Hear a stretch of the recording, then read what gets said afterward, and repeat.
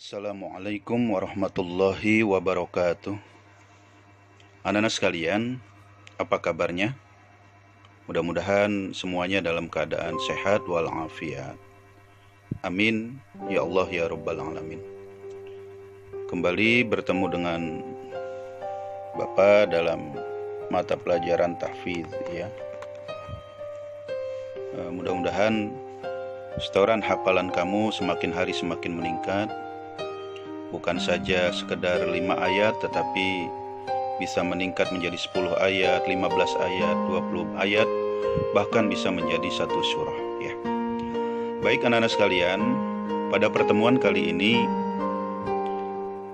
selain kamu nanti ada tugas menghafal mandiri sebagai sebuah kewajiban untuk setoran kamu ya, bahwa di dalam membaca, menghafal Al-Quran, Bapak tidak hanya ingin kamu itu mampu menghafal saja, tetapi juga mampu menghafal dan membaca dengan mempraktekannya dengan sebaik-baiknya, dengan tidak melupakan hukum tajwidnya. Kalau hanya sekedar menghafal saja mungkin bisa, tetapi harus juga dengan dipelajari hukum tajwidnya sehingga hafalan tersebut akan lebih sempurna lagi.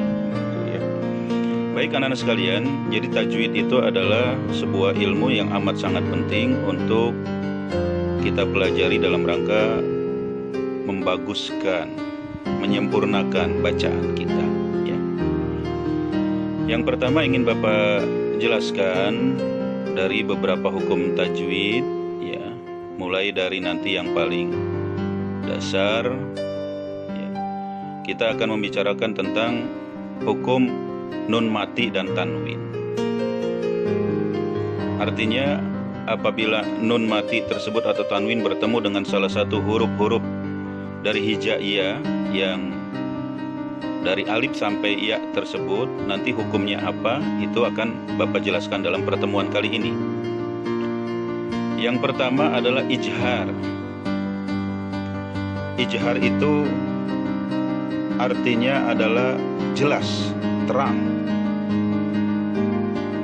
Jadi membaca Al-Quran yang apabila itu termasuk ke dalam ijhar, maka membacanya harus jelas dan terang. Di sini penjelasannya adalah ijhar adalah membaca huruf nun mati dan tanwin dengan jelas dan terang tanpa dengung apabila bertemu dengan 6 huruf ijhar. Jadi huruf ijhar itu ada 6: alif, ha, kha, ain, ghain, ha. Alif, ha, kha, ain, ghain, ha. Jadi ada 6 hurufnya. Sekarang kita lihat tulisan di bawah contohnya ya. An-am-na. An-am-na. Yanha. Anharu. Yanhauna.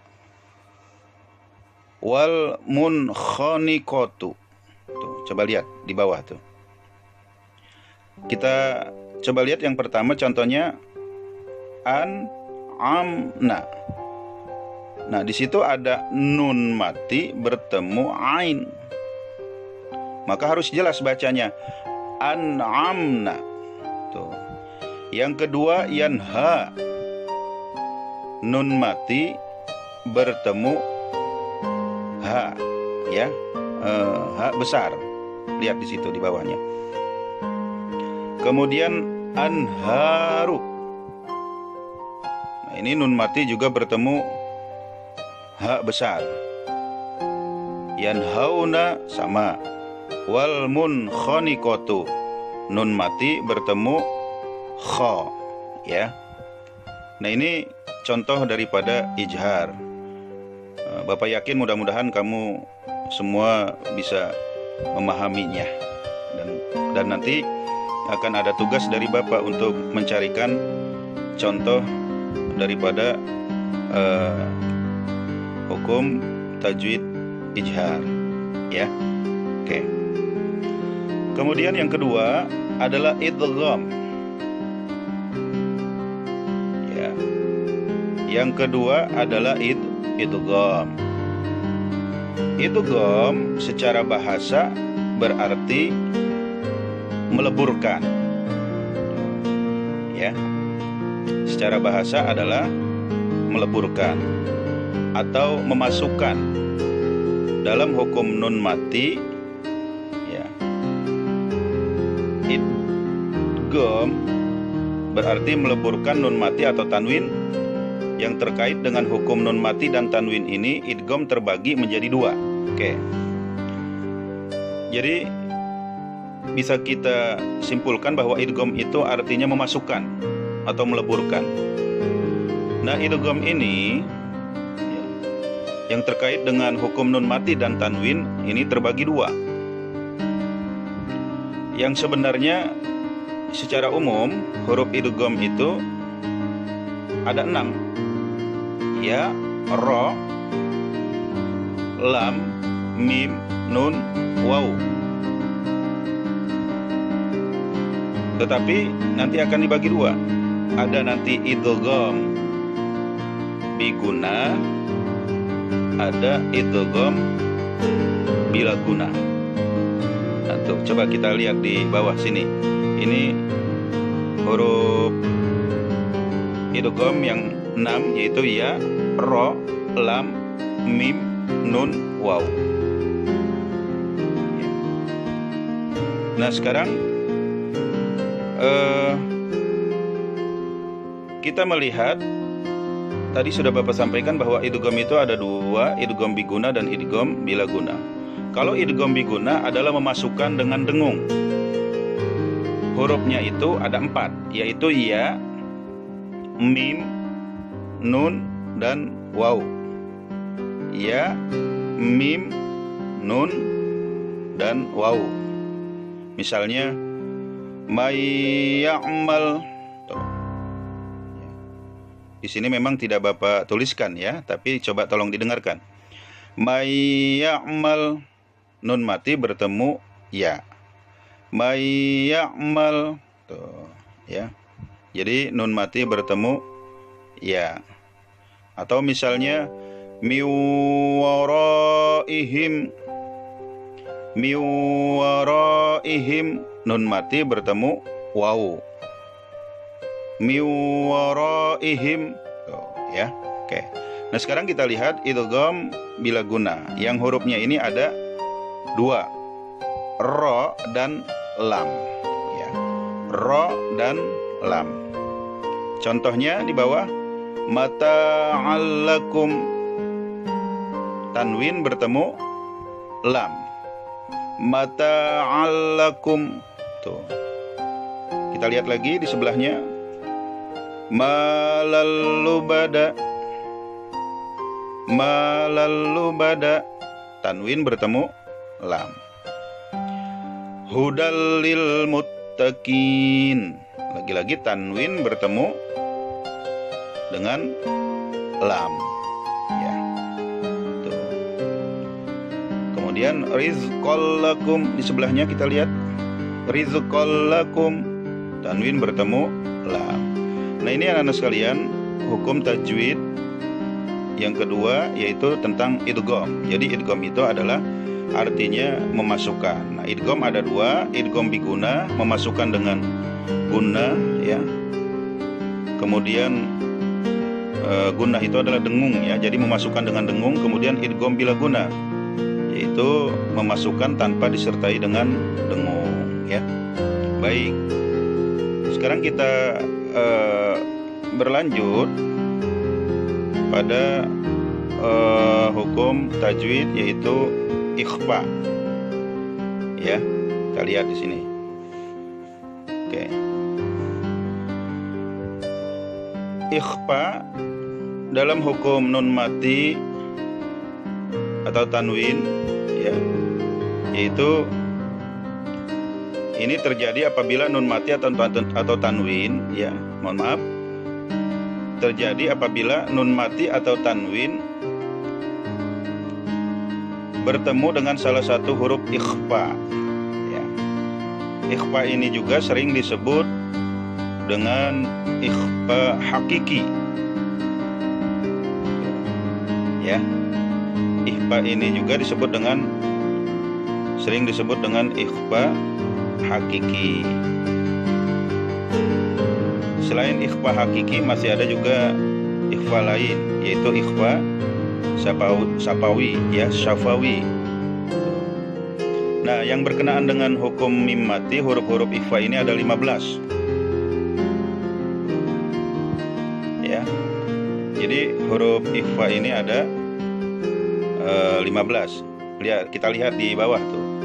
Ta, sa, jim, dal, zal, zai, sin, shin, sod, dod, to, zo, kof, fa, kaf.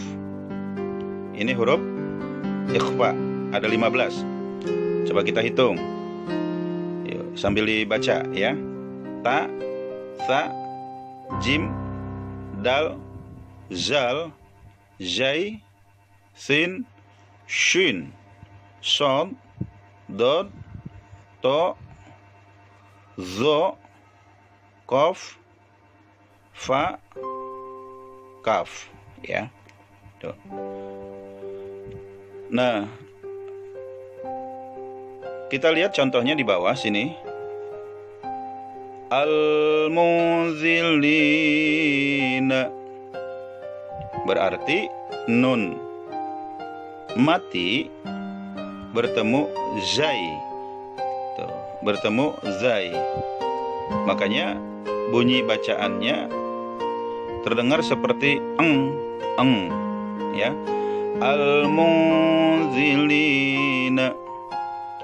Al-insi, nun mati bertemu sin. Mansura, nun mati bertemu sa. Mutasirin, nun mati bertemu ta. Yunfikun, nun mati bertemu fa. Jadi ada suara ya. Ini kalau ikhfa. Al-munzilina, al-insi, mansura, muntasirina, yunfikuna. Tuh. Nah, ini hanya beberapa contoh ikhfa, ya, beberapa contoh huruf ikhfa, ya, cuma 1, 2, 3, 4, 5, ya. Padahal huruf ikhfa itu ada 15. Nanti silakan dicari sendiri contoh-contoh yang lainnya, ya. Kemudian kita berlanjut, yaitu iklab. Iklab yaitu mengganti huruf nun mati atau tanwin, ya, menjadi seperti suara huruf mim. Menjadi seperti suara huruf mim mati. Jika nun mati atau tanwin bertemu dengan huruf ba, maka kadar panjangnya adalah 2 harokat. Penulisan iklab juga sering diberi tanda dengan huruf mim kecil. Jadi huruf iklab itu hanya 1, yaitu ba, ya. Contohnya di bawah ini kita lihat, silakan. Yumbitu, pambij, yastambitunahu, ambiya'a. Ya. Jadi suaranya itu seperti suara huruf mim mati. Yumbitu, pambij, yastambituna, ambiya'a. Ya. Ini anak-anak sekalian beberapa hukum tajwid yang Bapak jelaskan dalam pertemuan kita pada hari ini. Semoga ini menjadi sebuah dasar, sebuah landasan di dalam kamu membaca dan menghafal Al-Quran. Menghafalnya terus kamu hafal, setorannya terus semakin hari semakin meningkat, tetapi juga tidak melupakan daripada hukum tajwidnya, ya, sehingga hafalannya jadi sempurna.